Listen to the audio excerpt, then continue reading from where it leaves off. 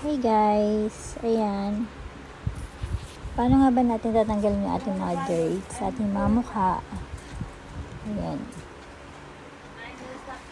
Ayan, para matanggal natin yung ating mga dirt sa mukha, so kailangan natin gumamit ng ating Glow Thermal Spring Cleansing Water. So ayan, galing nga tayo sa labas, meron tayong mga powder, ayan.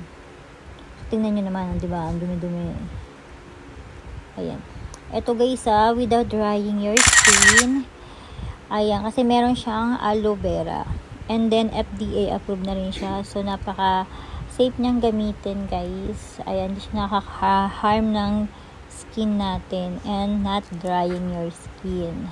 Ayan, then after nyan, guys, pwede na tayong maghilamos kapag natanggal na yung mga dirt sa ating mga mukha.